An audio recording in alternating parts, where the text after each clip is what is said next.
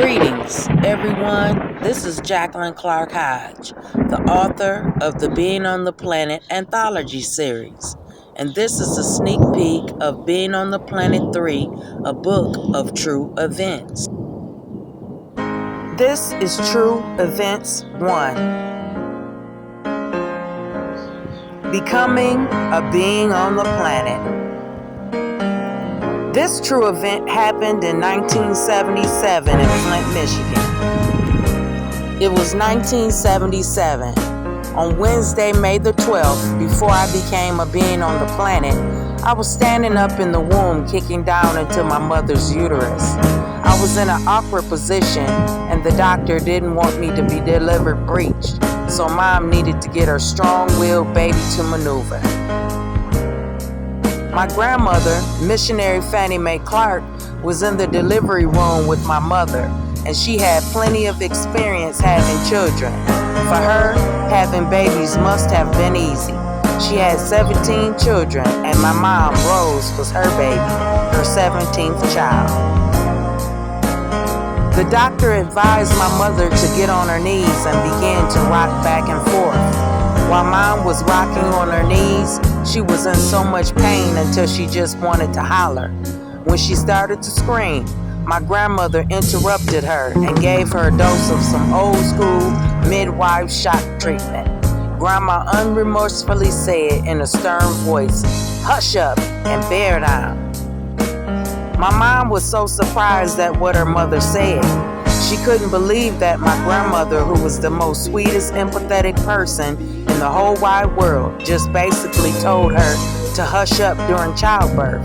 It was my mother's first child, and she wanted to scream, but Grandma wasn't having that. Mom was expected to hush up and bear down, so she did as she was told, and immediately stopped herself from yelling out.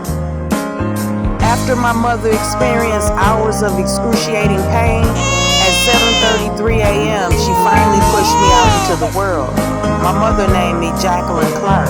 I was born to Rose Clark and Phil Hodge, and I immediately took my position in the Clark Hodge family.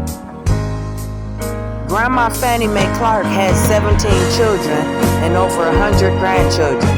I added to the bunch, and I would be blessed to be one of her favorites.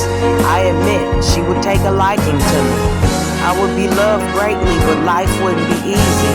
Being a part of my family's legacy meant that I was born into a family of strict religion. I would be expected to follow social norms and merge into my family's beliefs. In the upcoming years, Grandma Clark would spoil me a lot. She'd take me with her and she'd buy me special things. The fact that I knew how to act around church folks would work in my favor. Missionary Fannie Mae Clark loved church activities and traveling, and I would be right there on her side wherever she went. She would be the general, and I would be her little soldier. My job would be to help her stay young. This poem is called Becoming a Being on the Planet. I came from heaven in 1977, born on May the 12th. I had missionaries and reverends to make sure I'm never severing from my true spiritual self. All through the years, I'd be taught to read, I'd be trained to be a lady. Grandma would keep me near, putting knowledge in my ear. I'd be called Grandma's baby's baby. I was born to be a little out of the norm. Only God may understand. I came as a beautiful baby girl, entering into the world, becoming a being on the planet. And the legacy continues. Now I'm a grandmother. I was there when my grandbaby was born, just like my grandmother Fannie Mae Clark was there when I was born. This is the table of contents. There is so much in Being on the Planet 3, a book of true events. This is Jacqueline Clark Hodge. Peace. If you would like to get one of my books, please go to beingontheplanet.com. You can find my books, my poetry, my videos, and you can even subscribe. Thank you.